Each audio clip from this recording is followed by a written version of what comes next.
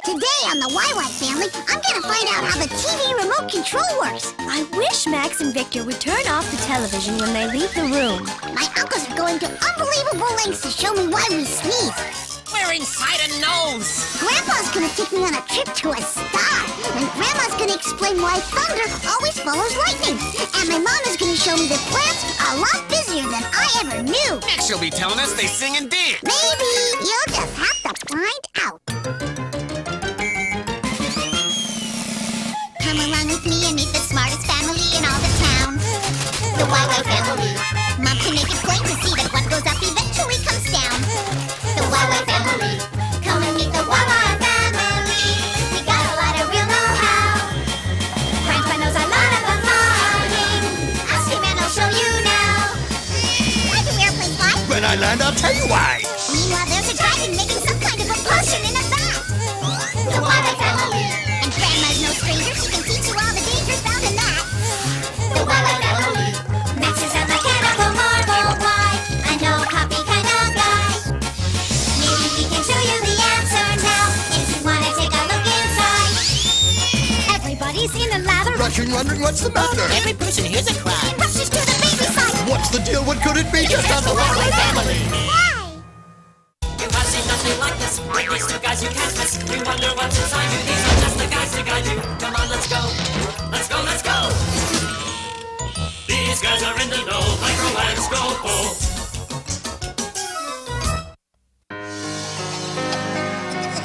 Here we go. Tickle, tickle. Tickle, tickle, tickle, tickle.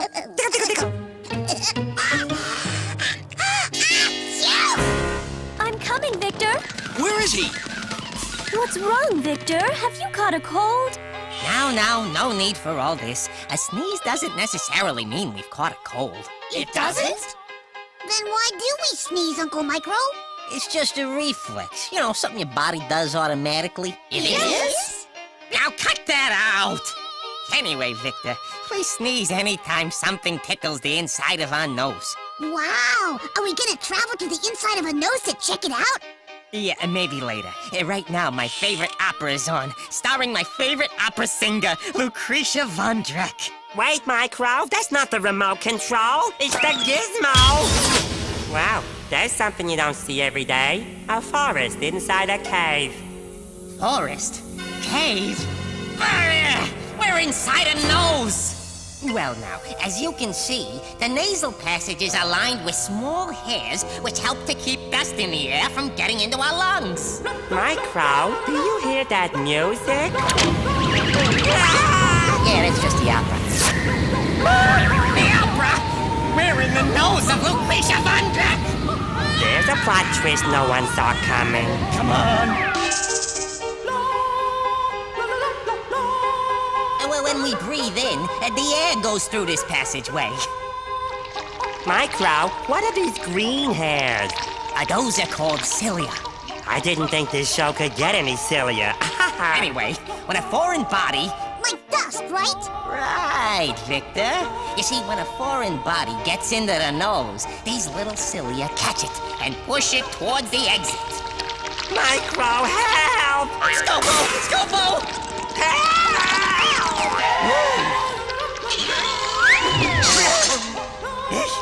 That was close. Look, Victor.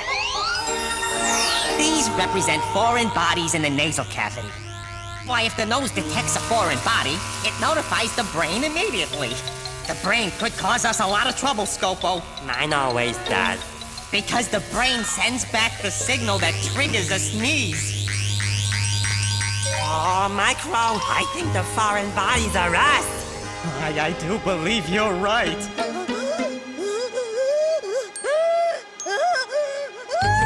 We've only got a few seconds until the lungs fill up. The air that's forced out by a sneeze travels 100 miles an hour. Hold on.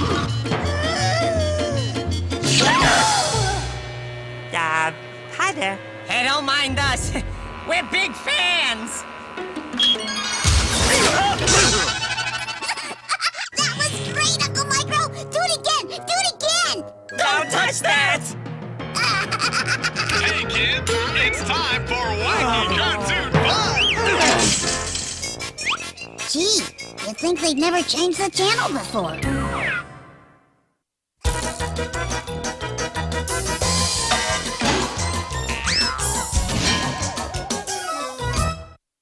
How does it do this? How does it do that? Max is the one with the electronic knack. Machines are his thing, so don't go berserk. Max on the job. You'll find out how they work.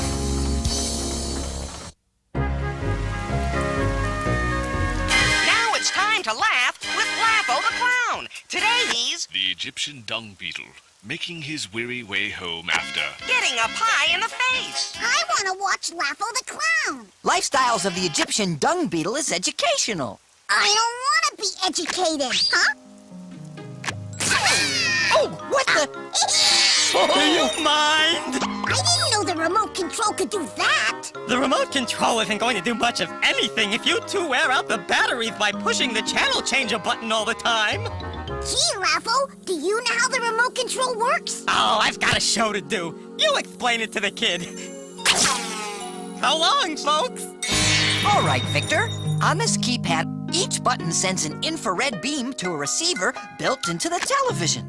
No, I don't see any beam. That's because our eyes can't see infrared light, unless you wear special glasses.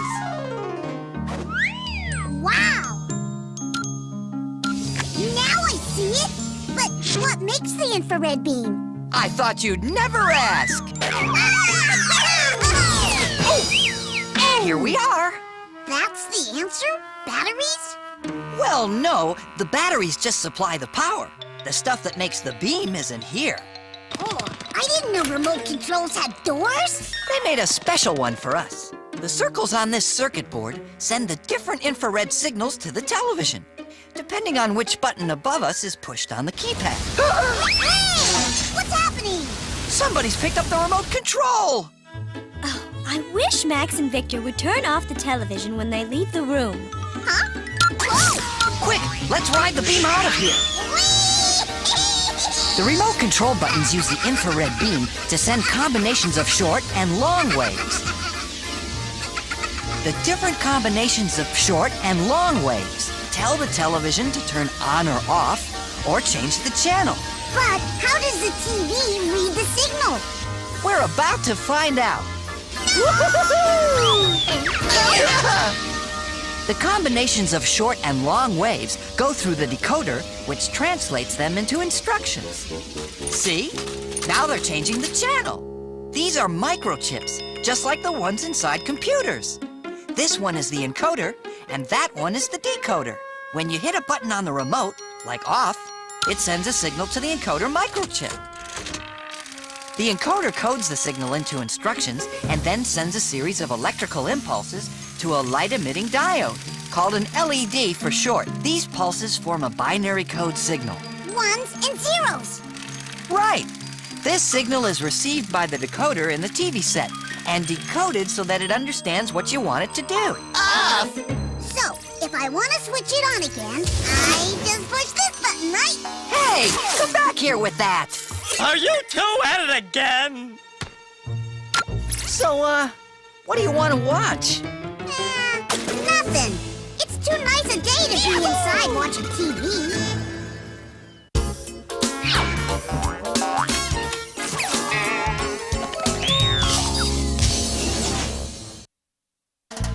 Hey, the questions that you have are not too serious. The animals and plants are not so mysterious, so have no fear. Everything will be made clear. Vanilla, Quake, and Quack are here.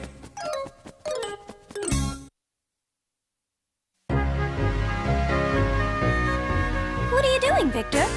Nothing much. I'm just looking at the plants. They don't seem to do very much. Well, what do you expect from a bunch of plants? About as much as we expect from you. I'm just sick of you. You always say that. Actually, plants are very busy. What are they doing? They're generating new cells to make them grow. They're using sunlight to help them make food. They're breathing. Plants breathe? All living things breathe. But how do plants breathe? Alrighty, let's start with the lungs. Breathe in. Deeper. Good. That's not how plants breathe. They don't have lungs. Look here. Where? I can't see a thing. Look closer, Quack. See those little holes there? Plants breathe through them. Each one of those holes is called a stoma, or stomata if there are more than one. Stoma comes from a Greek word that means opening. Yeah. There they are. I can see them. Hello there, stomata. That's how plants absorb the carbon dioxide they need from the air. Stomata also help the plant get rid of excess water. Excess water? Next you'll be telling us we're gonna drown! Somebody turn off the water! Quack! Quick! Where are you? There they are, Mom. I might have known they'd find a way to get into trouble. Hey! Look, when the air becomes very dry, the stomata close up to keep the water inside the plant. Plants also need food. Here we go. She's gonna try to tell us plants eat. Yeah, we're way ahead of her. Look, no mouth. So how can plants eat without a mouth? Chlorophyll, the substance that makes plants green, also enables them to manufacture food for themselves using some very ordinary ingredients. First, they need water. Here comes water.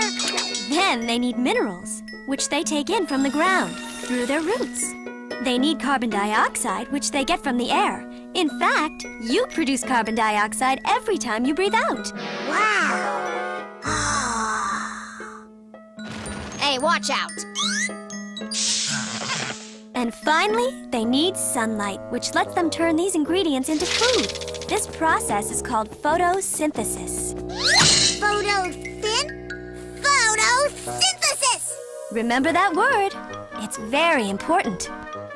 When the plants have finished making food for themselves, there's a lot of oxygen left over, which they release into the air. Oxygen is what we breathe, right? That's right. And we get the oxygen we need from them. Exactly. Without plants, we wouldn't be able to breathe. I'd say that's a pretty good system.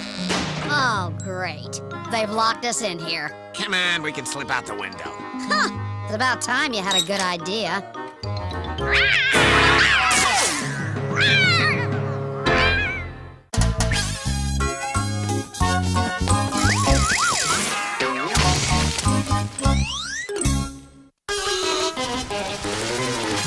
Have you ever wondered why the salty oceans, lightning, thunder, what the earth is like down under? Why there's wind and snow and rain?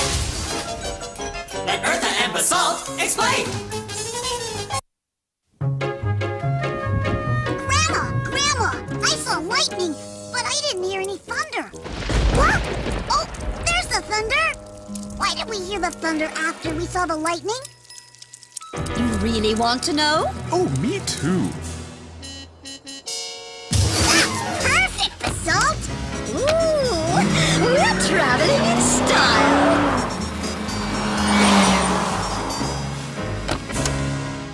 This looks like a good spot. There's our lightning! And now, there's the thunder! Yes, we've already established that lightning comes first. I believe the question is, why? It's simple. Light is faster than sound. I'll demonstrate. Imagine I'm light, just like the lightning. Now, imagine Basalt here is the sound. All right, Victor, you give the signal. Okay, on your mark. Get set, go!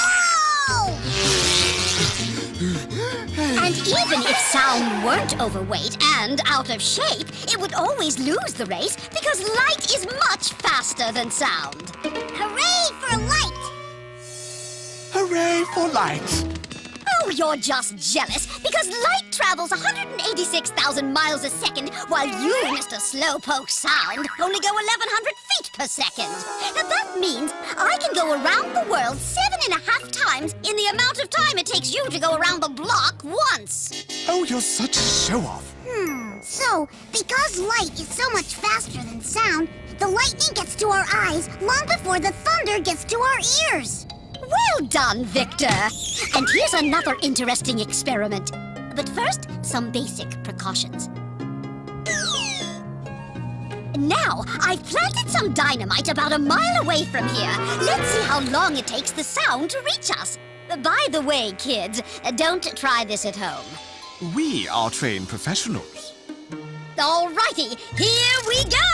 First, the light. 1, 2, 3, 4, 5 seconds. Now, if we multiply the speed of sound, 1,100 feet per second, by 5, we get 5,500 feet, which is a little over a mile away. You see? What I tell you, just over a mile. And now that you know it takes the thunder about 5 seconds to travel 1 mile, you can figure out how far away a lightning bolt is. See that? We heard the thunder right when we saw the lightning, so we know that that was really close. Very well, Basalt. Take us home. I don't think that's right. That's not at all practical. Wait! It's coming back to me. Yeah,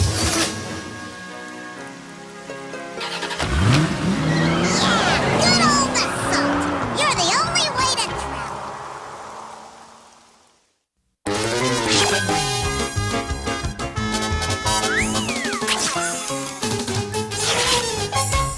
Who has all the answers about the sun and moon and stars? That would be Zygo and Magic. Who can tell us all about the atmosphere and Mars? That would be Zygo and Magic. Pick a spot in outer space, they've been all around the place. Zygo and Magic, here they come.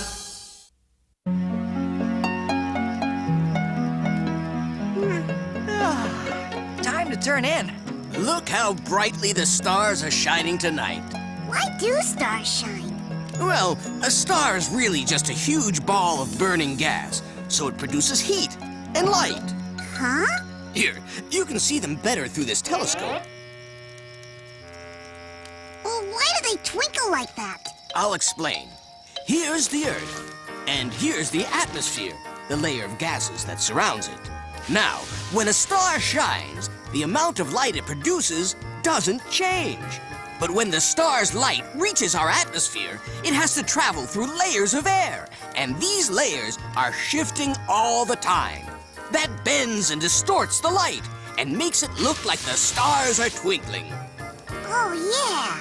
I get it. Hey, Grandpa. Which is the nearest star? The sun. Can we go there? It is getting late. Oh, please, Grandpa, please! All right, then. Zygo, wake up! Status report? Sun's coordinates entered. We're traveling at light speed. Is that fast? It's 186,000 miles per second.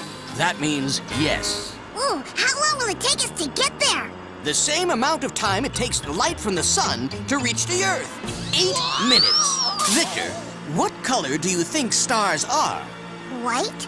Actually, stars come in different colors, but because they're so far away, they all appear to be white. The sun is the only star close enough for us to see its color. You should never, ever look directly at the sun.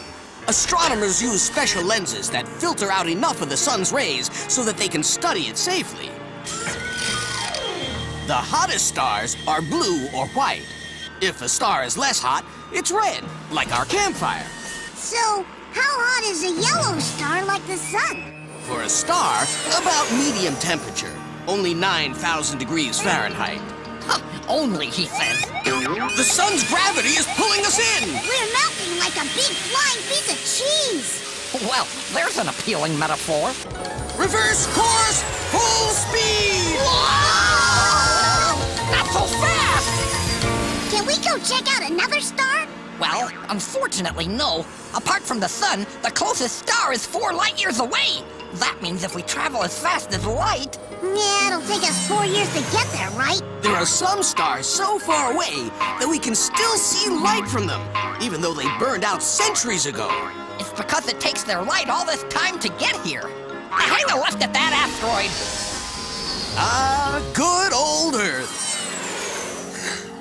Okay, now let's get some sleep. Hey, campers, rise and shine. Now watch carefully. It's all in the wrist. I guess the great outdoors are too much for some people.